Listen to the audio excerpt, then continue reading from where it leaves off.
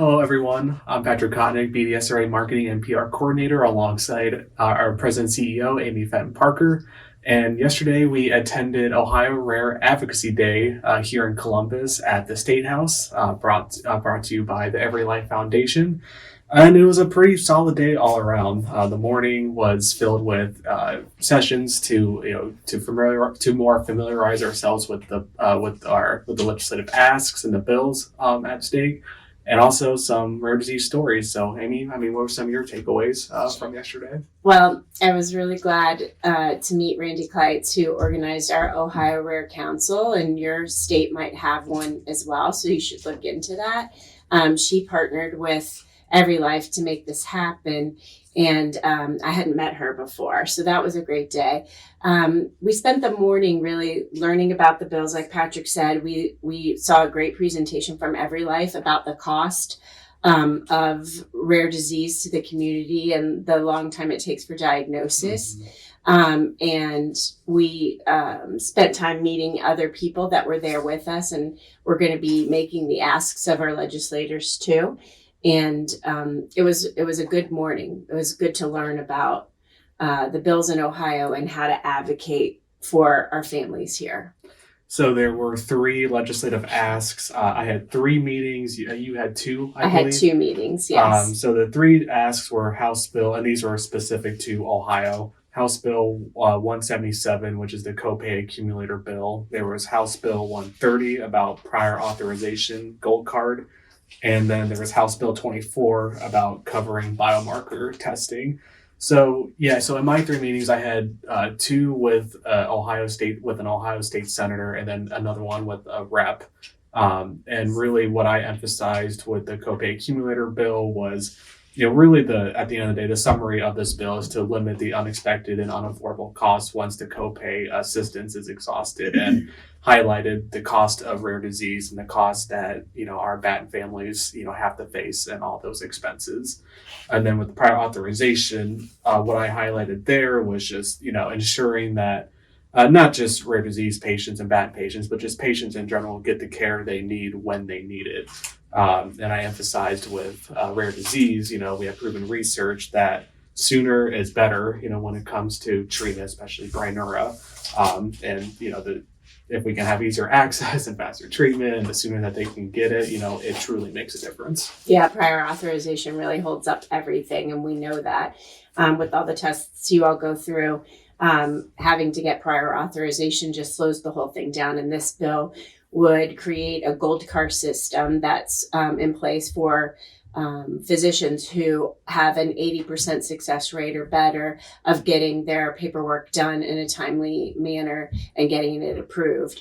And it's a replication of a bill that's been in Texas for some time now. And so there's no reason why Ohio shouldn't be able to do it. Mm-hmm. And then biomarker testing, we know that there's still research going on revolving that. But overall, I really came away feeling pretty good after the meetings yesterday. Pretty much everyone I spoke with, they expressed support for these bills, and definitely said that they would keep an eye on them. So I think overall, it was, I felt pretty good coming out of there. I did too. I met with one representative and one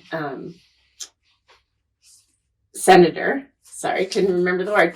And one of the senators that I was supposed to meet with didn't respond. So that was unfortunate, but it was still a good day. I think the copay accumulator is really important for us all because it allows now, the hope is that any assistance that you get provided, whether it's through community fundraisers or any kind of copay assistance plan from a pharmaceutical company for the drugs that you're using, currently in Ohio, does not count towards your deductible or your maximum out of pocket. And this bill would say that any fundraisers that you use to help pay for your copays or any pharmaceutical supplements that are copay programs would then also count towards the accumulation of your deductible and your max out of pocket.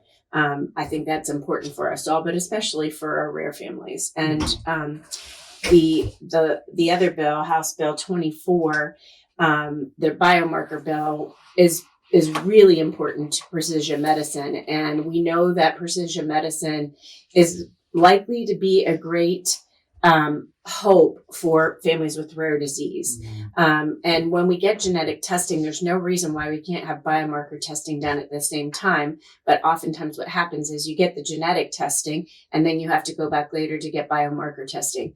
And there's just really no reason for that. And so this legislation is saying, let's do it all at the same time instead of having to jump through hoops to get another test done later.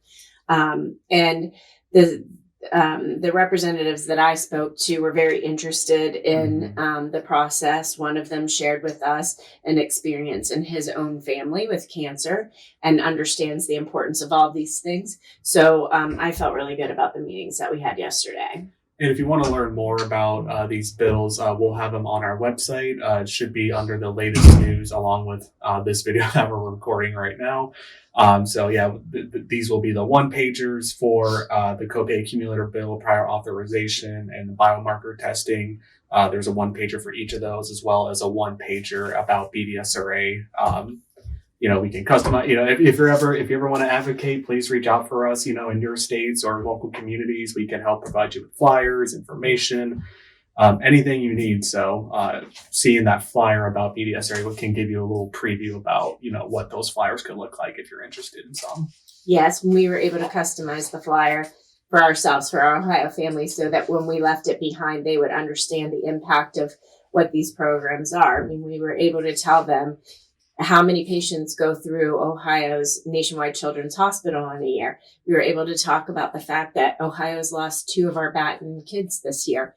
That made a great impact on them. So if you want to learn more or you have the opportunity to do this in your own state, please let us know. All right. And with that, I'm Patrick Kotnik. And I'm Amy Fenton Parker. And we are Batten Advocates for a Cure.